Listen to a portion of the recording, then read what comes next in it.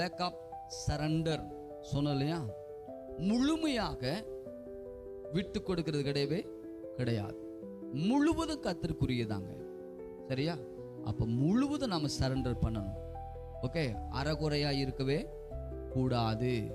தேவனுக்குரியவர்கள் நம்ம கிரயத்துக்கு கொல்லப்பட்ட அப்படின்னு என்ன அர்த்தம்? இப்போ இந்த மொபைல் இருக்குது, நான் பணம் கொடுத்து வாங்கியிருக்கேன், இது எனக்குரியது, இது முழுமையா நான் தான் அனுபவிக்கணும் இல்ல?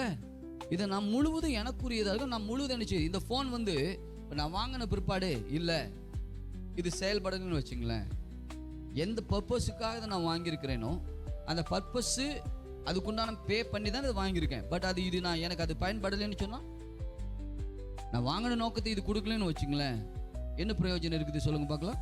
அப்போ நான் பே பண்ணது வேஸ்ட்டு தானே. அப்போ உங்களை என்னையும் பே பண்ணி தான் வாங்கினார்.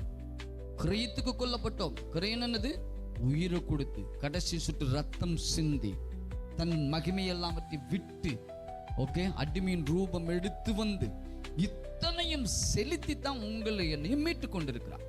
அப்ப மீட்கப்பட்ட நீங்க அவருக்கு நான் பிரயோஜனப்படக்கூடிய அளவுக்கு அவர் விரும்புகிற விதத்துல என்ன கொடுக்கலன்னு சொன்னால், இதனால யாரு வேதனைப்படுவாரா? வேதனைப்பட மாட்டார். யோசிச்சு பாருங்களேன். அவருக்கு இருக்குமா இருக்க? எருசலேம் பார்த்து அழுதார் இயேசு. ஏன் அழுதாரு?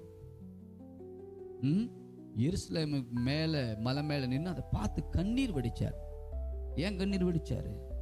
எருசலேமே எருசலேமே, கோழி தன் குஞ்சுகளை தன் செட்டின் கீழ் கூட்டி சேர்க்கிறது போல எத்தனையோ விசை என்ன பண்ண, உன்னை கூப்பிட்டேன், ஆனியோ என்ன செய்யல, வர்றதுக்கு மனசே இல்லைன்னார். எப்படி இருக்கும் பாருங்களேன்.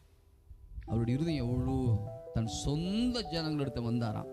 ஆனால் அவர்களோ அவர்களை இயேசுவை எதிர்பார்த்து இருந்தவர் வந்து விட்டார், ஆனால் வந்தவரை நிராகரித்தார்கள். ஏன் தெரியல அவங்களுக்கு? அறியாமையில் எல்லாம் வேலைத்தனம் பண்ணினாங்க. ஆனால் இன்னைக்கு அவன் அறியாமையில் செஞ்சான். நீங்களும் நான் இன்னைக்கு அறிஞ்சு செய்கிறவர்களா இருப்போமானா நஷ்டம் யாருக்கு? அவருக்கா நமக்கா? கொஞ்சம் யோசிச்சு பாருங்களேன். நமக்கு தான். அதனால தான் அர்ப்பணிப்பு ரொம்ப ரொம்ப முக்கியம். முழுவதும் அவருக்குரியது தான் நாம். அவருக்குரிய அப்படிப்பட்ட ஒரு அர்ப்பணிப்பு, அங்கே ஒரு கீழ்ப்படுதல், விட்டு கொடுத்தல் எங்கே இருக்குதோ அங்கெல்லாம் தேவனுடைய ஆவியாருடைய கிரியை செய்வதங்க பார்க்க முடியும்.